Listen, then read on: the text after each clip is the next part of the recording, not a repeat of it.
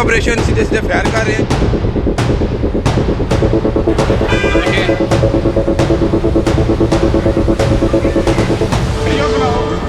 इस्लामाबाद का इलाका बरी इमाम मैदान जंग बन गया।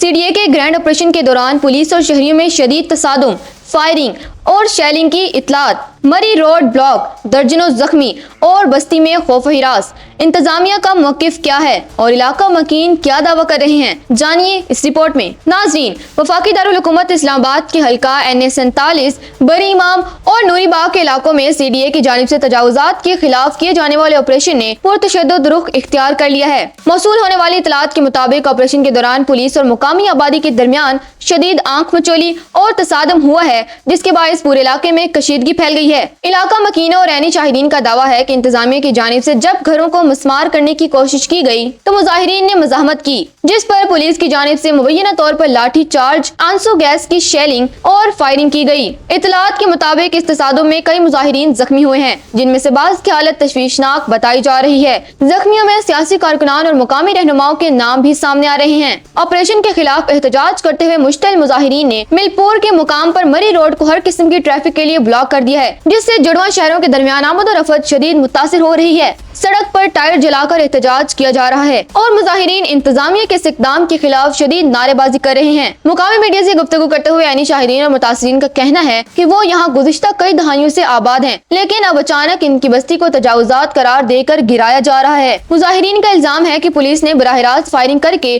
खौफ और हिरास पैदा किया, जबकि दूसरी जानिब इंतजामिया का मौकिफ है कि वो सरकारी जमीनों इग़्ज़ार कराने के लिए कानूनी कार्रवाई कर रही है। नाजरीन, बरी इमाम के इस ऑपरेशन ने कई सवालात खड़े कर दिए हैं। मौजूदा हालात में जहां एक तरफ इंतजामिया कानून पर अमल दरामद की बात कर रही है, वहीं शहरियों का एहतजाज और इंसानी हकूक की पामाली के दावे सूरत हाल को मजीद पेचीदा बना रहे हैं। इंतजामिया और पुलिस की भारी नफरी ताहाल इलाके में मौजूद है और सूरत हाल पर काबू पाने की कोशिशें की जा रही हैं।